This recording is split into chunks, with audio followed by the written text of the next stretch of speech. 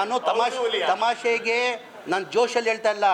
ಈ ದೇಶಕ್ಕೋಸ್ಕರ ನನ್ನ ಗತಿ ಇದ್ರೆ ಸುಸೈಡ್ ಬ್ಯಾಂಕ್ ನರೇಂದ್ರ ಮೋದಿ ಅವರು ಅಮಿತ್ ಶಾ ಕೊಳ್ಳಿ, ಅಲ್ಲ ಮೇಲೆ ಆಣೆ, ದೇವ್ರ ಮೇಲೆ ಆಣೆ கட்கொண்டு நான் பாகிஸ்தான் ಹೋಗ್ತೀನಿ. பிரதமர் மோடியும் உள்துறை அமைச்சர் அமித்ஷாவும் அனுமதி அளித்தால் நான் பாகிஸ்தானுக்கு தற்கொலை படையாக செல்ல தயாராக இருக்கிறேன் என கர்நாடகா வீட்டு வசதித்துறை அமைச்சர் ஜமீர் அகமது கான் பரபரப்பாக பேசிய காட்சிகளை நாம் பார்த்தோம். கூடுதல் விவரங்களோடு இணைகிறார் நமது செய்தியாளர் பாரதி ராஜா. வணக்கம் பாரதி ராஜா, எங்கே அவர் இதனை பேசினார்? முழு விவரங்கள்.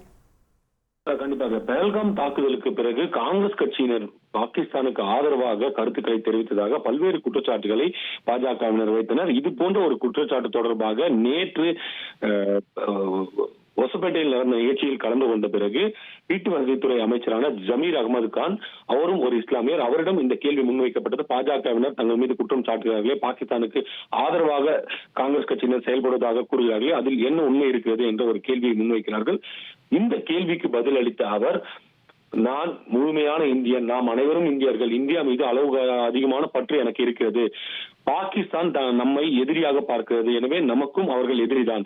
வேண்டுமானால் பிரதமர் மோடி அவர்களும் உள்துறை அமைச்சர் அமித்ஷா அவர்களும் தனக்கு பாம் பட்டை கொடுத்தால், தற்கொலை பாம் பட்டையை கொடுத்தால், அதை எனது உடலில் மாட்டிக்கொண்டு நானே பாகிஸ்தானுக்கு சென்று எதிரிகளான பாகிஸ்தானியர்களை அழிப்பேன் என பேசியிருக்கிறார். இந்த பேச்சு தான் தற்போது பரபரப்பை ஏற்படுத்திருக்கிறது. இது வெறும் பேச்சாக மட்டுமல்லாமல், அவர்கள் பாம் பட்டை கொடுத்தால் அல்லாஹ் மீது ஆணை செய்து அவர் கூறுகிறார், அல்லாஹ் மீது ஆணையாக நானே பாகிஸ்தானுக்கு செல்கிறேன் என்று கூறியிருப்பதுதான் மிக வேடிக்கையான விஷயமாக பார்க்கப்படுகிறது.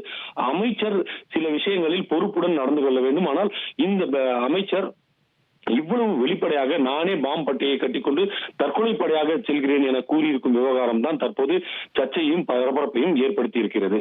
உங்கள் முழு விவரங்களுக்கு நன்றி பாரதி ராஜா. உங்கள் தந்திவன் தொலைக்காட்சியில் தெனாலிராமன் தினமும் மாலை 6 மணிக்கு காண தவறாதீர்கள்.